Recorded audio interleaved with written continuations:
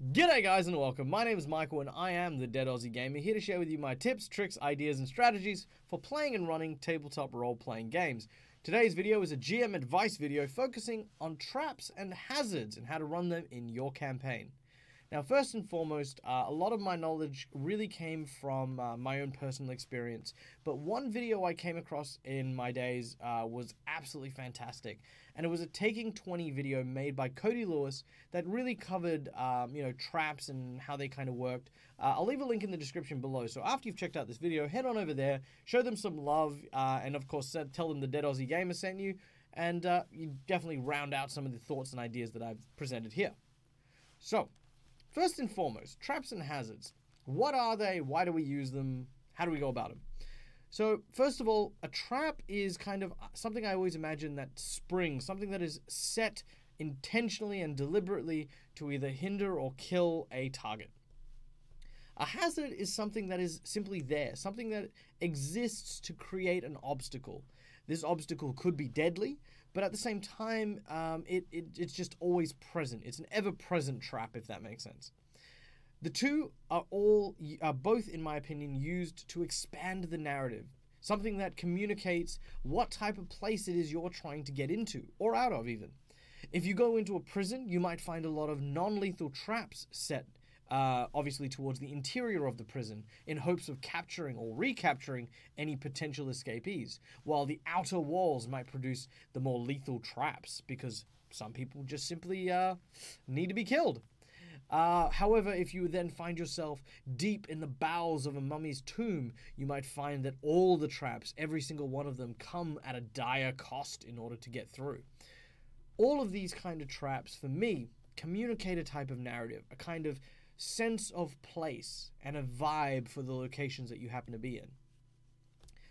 A lot of people can also argue that traps are simply a mechanic. They're something to be used and utilized like encounters. And there is truth to that. But I think a very underutilized skill is giving traps and hazards the purpose for being in the location you place them. We're going to be talking today about the old school type of traps, the new school type of traps, as well as how to design any kind of traps or hazards for whatever purposes you want to use it in. Now, first of all, let's talk about the old school. What are old school traps? Bear traps, all these kinds of things, they're old school. Well, yeah, they are. Old school traps, in this sense, I mean traps that have no saving throw and instantly kill your players. There are some traps like that. I remember that there was a very old module a long time ago in which players who would enter a room would simply have the door sealed behind them permanently, and the room would then lower in temperature until they eventually froze to death. The correct answer, the correct way to deal with this particular eventuality was, in fact, to not go in that room. That was it. Just don't go in there. That was the solution. Sadly, if you went in there, or even if one of your players went in there, it spelled certain death. Now, that created, I think, a very, very tough group of players because, AD&D times and First Ed times, you had to be tough. But nowadays, obviously, it's a bit more player-friendly, game-centric. Those traps were designed to create a sense of realism, a sense of physical understanding between why people would set these traps. And obviously, most of the time it came up, I set this trap because I want someone to die. I don't want for someone to lose hit points and then keep coming at me. That's not what traps are for.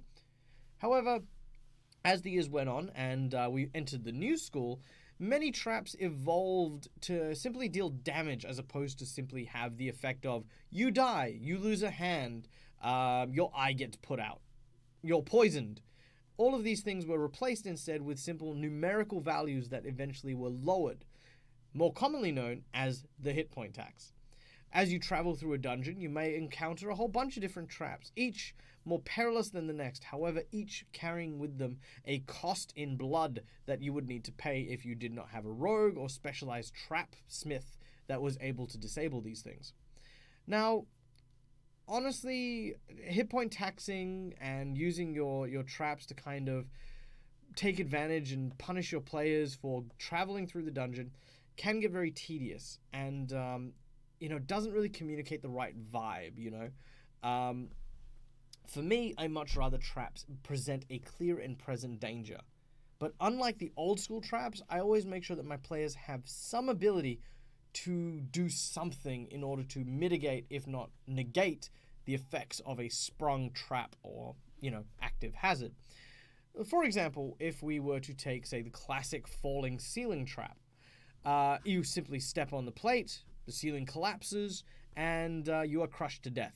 The end. Why? Because you didn't take every single step going perception check, perception check, perception check, perception check, perception check, perception check, perception check, perception check. That can get boring. Unless you're doing this, then it's kind of fun. But to avoid that, what I do in my games is I tell everyone, look, out the gate, you will always have a passive perception roll, which you'll always assume that you've taken at least a 5 or a 10. Usually it'll be 5 because I find that taking 10 is something you actively do. Taking 5, just is something I just give people even if they're moving at normal speed. If they want to go slowly, I'll give them a taking 10, but that's neither here nor there. Anyway, your passive perception check, whatever it is always active to search for traps. Not because you will sit there and look around, but it's simply because as a game mechanic, I'm sick of people sort of trying to discover traps every step of the way. It is a level of trust that you build as a GM between you and your players that allows them to simply engage and have fun. It means a little bit of extra effort on your part, but at the same time, there is a more genuine, a more unique reaction when traps and hazards are discovered. So there's that. The next thing is that you need to remember that over time it became easy and survivability became much more prevalent as spells, abilities, classes, and all these other things became more and more developed. So hit point taxes started to feel like traps fell behind. You fell down a spike hole that's like 80 foot deep. You take 76 points of damage in Pathfinder, which for the most part could be anywhere between 7 damage and 36 damage, which really at level 5 maybe you'll be able to survive. And contemplate that for a second. An 80-foot drop, and you could just stand up and be like, oh well, I'll just spend a couple of minutes with the healer and we'll be fine. These type of things made traps sort of silly, I guess. People stopped taking them too seriously. Trap finders and trap smiths kind of fell behind, I suppose, in that vein. So I adjusted my version of traps and hazards, and I sort of took the elements of both. I do my own checks, as I just mentioned, but in addition, when a trap triggers, I will have what I call a dramatic moment. In this dramatic moment, players can interact and try something in order to help whoever is falling for the trap. In the case of the falling wall trap, the wall is collapsing, falling down on a player. They are 10 foot in, 5 foot away from the nearest individual. What can that individual do? I grab a rope and I throw it to the player and then hoist him backwards. In my mind, I'm like, well, of course, physically and logically, they wouldn't have time for that. But I want to see this happen. I want to see something dramatic happen. So you make a ranged attack. You need to hit his flat-footed touch AC, flat out. If you succeed, he then gets a reflex save to grab onto the rope. Because it's now next to him, he grabs onto it. Once you do that, everyone in the group can make an assisted strength check to hoist this person away from the brick wall. For every check that they succeed, something basically happens. So they succeed their rope throw. The rope is now near that person. The person, however, fails his reflex save. He doesn't grab onto it properly and he slips. The wall crashes, however, it happens to crush one of his feet. He is now hobbled and needs to get medical attention. If, however, you fail to throw the rope, it goes into a different location, your reflex save you need to make or you're not going to make it at all to that rope. In addition, when people go for the pull, they're going to need to pull even harder to try and make up for the time lost for the player having to run to the rope as opposed to it being next to them. These little types of dramatic scenarios can be used to make a trap a more vivid, a more exciting, and a more sensory experience that your players will start to enjoy, while at the same time, without removing the severity, I suppose, of when the trap triggers. You really don't want to get caught into it. Alright, so that's what traps are. That's kind of, the different schools of thought. How do we build our own traps? Trap building, I think, is a great way to pass your time. If you're like me and you loved Home Alone, trap making and trap finding is like you being a kid again. When you're home alone, your parents have gone out for movie night, and you kind of figured that something's after you, so what's the most logical thing to do is to set booby traps everywhere. You guys didn't do that? No? Just me? Alright, well, pretend for a moment you had my childhood, and yes, we set booby traps. That's what we do. And for that, you want to make sure that you have two things very, very clear. Number one is you want to have an idea. Sorry, three things. One, you want to have an idea of the narrative your trap tells. Is your trap designed to kill or to capture? Who set the traps? Who's supposed to be able to make their way through this area? Is it no one? Is it everyone? Is it a particular type of person? Once you have decided the narrative of your trap and why it's even there, the second thing you need to look at is the trigger. What triggers your trap? Is it touch? Is it proximity? Or are there specific parameters that need to be met? One of my favorite parameters is, of course, anyone carrying a magic item. Always fun. If, yes, for example, that in this next area, they do not want people with magic items, then again, boom, that's what will trigger the trap. If a specific deity or a specific religion is not worshipped or a holy symbol is not presented, again, the trap may trigger. This is also a really good way if you are worried about there being too many traps and maybe not enough trap finders in a group. It could be a great way to figure out a means of bypassing certain encounters or certain traps. If you go into a prison, for example, you might steal a guard uniform, and the guard's uniform contains a specific rune that allows them to pass through trapped areas without triggering those effects. This, however, won't save them if they don't know that, and they find and liberate a prisoner who doesn't have those traps, the runes, and ends up activating the traps themselves. This could obviously lead and spiral into its own unique encounter. Fun times. So triggers, very important. Touch, proximity, parameters are the three big ones there. The last thing you want to look at is you want to look at the location of your trap. What is the origin of it? Many people believe that it simply needs to go into an area. So your doors, your floors, your walls, your ceilings, or even the air and the space between. However, I find that traps can go in places that you can't even remotely see. And those ones are the tricky ones. Those are the ones that really kind of shine, because traps can be both mechanical and magical in nature. So there's no reason why an invisible exploding rune can't be put on the floor with a touch parameter trigger of if someone steps on this rune. Sorry, I gotta say, stop saying rune.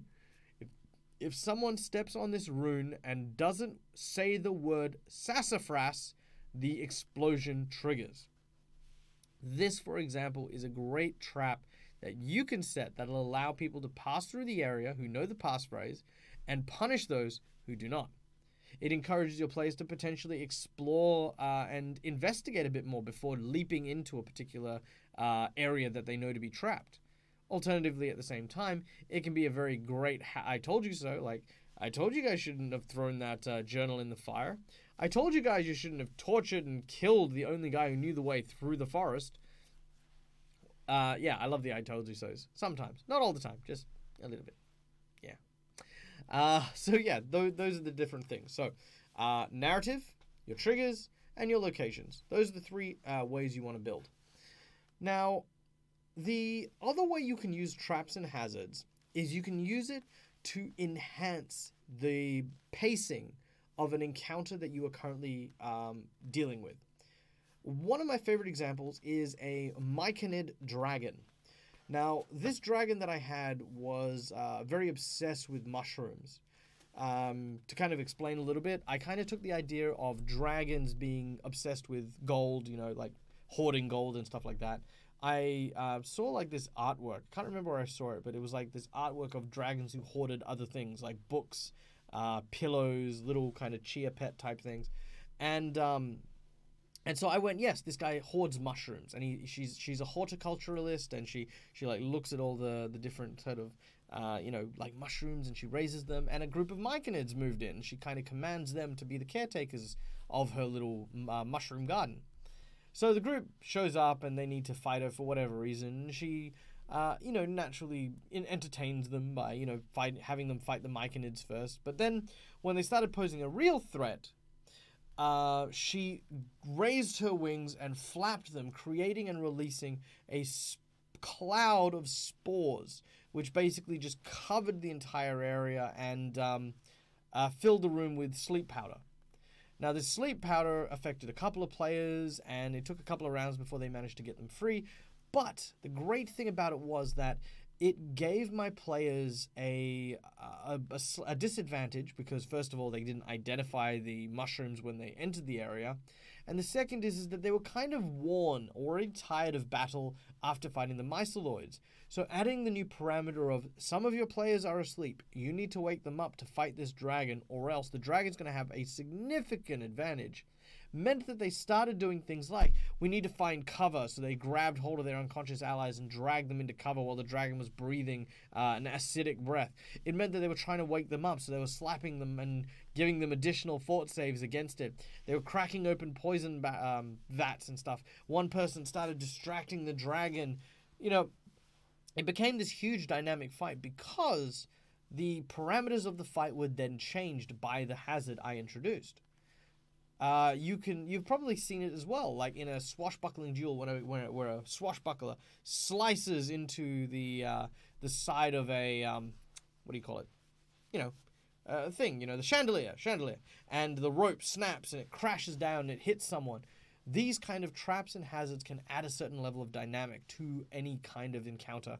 If you want some great inspiration, play the there's the new Mortal Kombat games and stuff like that, including NetherRealm games, including Injustice, Gods Among Us. And for me, like, interacting with the background in those fighting games were akin to being able to use the environment to your advantage and set these traps that just changed the fight and moved the battle through an entirely different feel and an entirely different vibe. So that's really what you want to do. The last little bit of advice I want to give is that you got to remember that traps and hazards are not about punishing your players.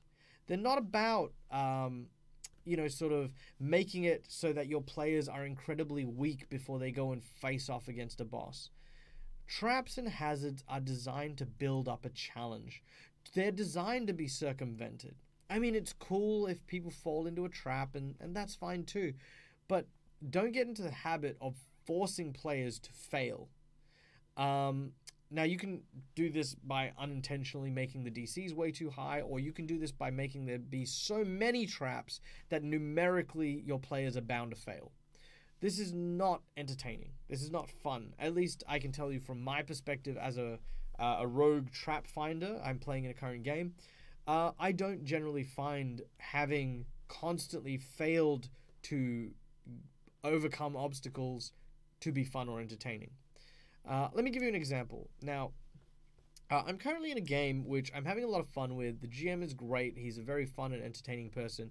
A little bit on the physic-heavy side, but, everyone's got their own style, and I appreciate his. More than that, I appreciate the fact that he speaks to me quite well about how he runs his game and his expectations and his outlines. So, that being said, because I know he's, he might watch this video, and I want to let him know that I don't resent him for this, but so we're in a scenario where we need to get something from an official document place. It's like a town hall, but it was like the records room. So, long story short, the town doesn't like us for whatever reason. We decided that we were going to go through official channels and take however long it was to eventually procure the documents we needed. As the rogue, my natural instinct was to take a more skullduggery approach and sneak in at night to try and break in and liberate the documents we needed. So we arrived, we showed up, And I disabled the lock and opened it up, and that was fine. But then we were told that there was an alarm spell attached to the exterior of this building. Now, this building was a small town. It was very kind of a river, kind of shire-ish kind of place, you know. Didn't really give the impression of like a hustling, bustling metropolis or city or anything like that. So up until this point, we'd not really perceived it as having like this big kind of military force or anything like that. So it was very bizarre that there was this alarm spell on this very mundane building because, I mean, what could they really want to protect? So we triggered the alarm, and 2 guards showed up. The 2 guards that showed up, I basically turned to my allies and said, "Listen, I can stealth in there. I can hide out. You guys go and distract the guards, and I'll do my thing." So they did, and 2 guards got distracted. I ended up inside the building and stealthed, which was great. Then 2 more guards show up, and they enter the building and start to search for someone.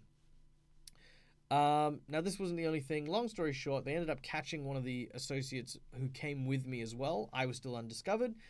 And while they were off dealing with that person, I then began to search. And every single room was locked with a reasonably tricky lock. I even broke one of the locks and had to shoulder charge it. The alarm is still blaring. And as I went into the room, I had no idea where any of the documents were because they were all in a coded sort of librarian type thing. So, and it was basically just came down to random roll after random roll after random roll. And that game itself is what I mean when I say that just setting them up for failure. These traps did not have a purpose. They didn't tell a narrative. An alarm spell on a small town tavern on a small town hall is just there to create an obstacle. It's not there because this town has some really powerful secret to uphold. It's there because, and I did speak to him about it, it was there because it's a government building. And in his particular opinion, all government buildings should have an alarm spell on it when they lock up at night. So for me, I was kind of like, well, yeah, sure, but that kind of discourages any kind of infiltration, especially from people who aren't rogues. I mean, don't forget, it is still at its core a game. And I asked him, what about a sheriff's office? Would you have an alarm on a sheriff's office? And it's like, yeah, because it acts as a jail as well. But then that kind of stops you from having those really cool and dynamic cowboy western escapes because, well, yeah, there's a whole thing tied to it. So you need to make sure that your traps and hazards build up on the game and aren't designed simply to punish your player. Because, and I don't know how, I might actually do a video on this one, but your player's fun is not determined by how many hit points they're left with. You do not have more fun because you've survived on 1 hit point. Yeah, it's still kind of like exhilarating, but at the same time, you don't chase that. It is equally as fun to break into a facility, slip in and out, get what you need unnoticed as a rogue. Because that's what you're built for, that's what you're designed for. And if every obstacle you face challenges you, then you just get this feeling like you haven't achieved what you set out to do. And that can be a problem in and of itself. Alright guys, thank you so much for joining us. I hope you enjoyed it. The last thing I want to share with you before we let off is a really awesome trap that I got the pleasure of being able to deal with.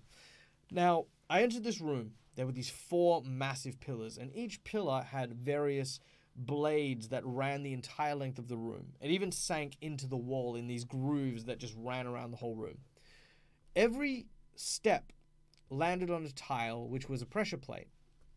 And the pressure plates had a pattern which would then rotate the blades in sequence by a different degree. It would, like, you step on this plate and pillar 4 might rotate 25 degrees clockwise, and pillar 1 would then do the same thing but counterclockwise. And then if you stepped on this pillar, all the blades would then rotate clockwise or rotate counterclockwise. And it was just, you had to make your way across the room while stepping on these traps. And it got to the point where we were having a great time. We were trying to figure out what the pattern was, and there was a pattern, which was great. So we could actually figure out how to cross this room. Yes, you could have done it randomly. You know who you are if you're the GM. But at the same time, I appreciate the fact that it was, in fact, very uniform, very formal, because it meant, yes, once you saw the pattern, we could solve it, and we got that achievement. Yes, we solved the puzzle. The idea that, you even got to a certain point where we're like, damn, we went the wrong way. We can't go back, because if we go back, we'll get chopped, and, we don't want to get chopped. So can we disable one of the plates? And, yeah, we can disable this plate. It's really hard, but it meant, yeah, cool, we can disable it. Okay, that plate is now safe. So we can now jump to this track, which is actually the right track. It was a lot of fun, a great encounter, and thank you to the GM who ran it. What are some of your favorite traps? What are some of the most clever things you've come across? Leave a comment below, let us know, because I'd love to hear them, and I think it's great to be able to collect these ideas. If you want to collect more ideas, head on over to our Discord channel, where you can leave your suggestions and ideas for videos, and I'll try and make them wherever I can. In addition, we have started chatting about all sorts of other systems apart from Pathfinder and Dungeons and Dragons. So if you want to join in on that, then yeah, head on over there, say hi. It's a great way to contact me and hang out, because I love hanging out with people. If you want to check out Facebook, where we're doing articles and things like that as well over on that. Yeah, it'll be a lot of fun to, do all that sort of stuff with you guys. In addition, we have our Patreon. So if you guys want to support if you guys want to support Deadaussiegamer, yeah, I almost said it. If you want to support Deadaussiegamer, then head on over to our Patreon page. Whereas for as little as a dollar a month, you can really help us by making sure that we can actually support the people who help us out and obviously pursue new projects.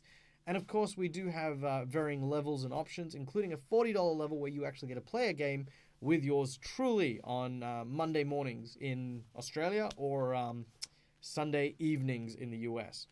So, without any further ado, guys, thank you so much for joining. Hit that like button, hit that subscribe button. Be sure to go check out Cody's video. And, oh, wait, sorry, before I go. Oh, yeah, no, stop, pause. Yeah. Why am I dressed like this? I'm dressed not only because it looks like Indiana Jones and this is a video on traps and I couldn't resist. I am dressed like this because I will be participating in a new Twitch series as hosted by the great GM himself, who will be running a series called the Broken World Chronicles. I will be playing the role of Flint, a Ironborn gunslinger who is a very interesting character. He's definitely one I haven't tried before, and I'm going to do my best to play him as best as I can. He is like basically a cowboy, steampunk, western sort of character in a fantasy world. So if you wanted to check out this series, it's kind of like Sliders meets, kind of your typical Dungeons and Dragons fantasy. Then go over to Twitch. Again, I'll put the link in the description below. Follow the great GM on that, and hopefully you'll be able to see me soon. I think we start streaming in 2 weeks, so not next week, but the week after. So be sure to look out for the Broken World Chronicles soon. And without any further ado, hit that like button, hit that subscribe button, and till next time I see you guys, game hard or die trying.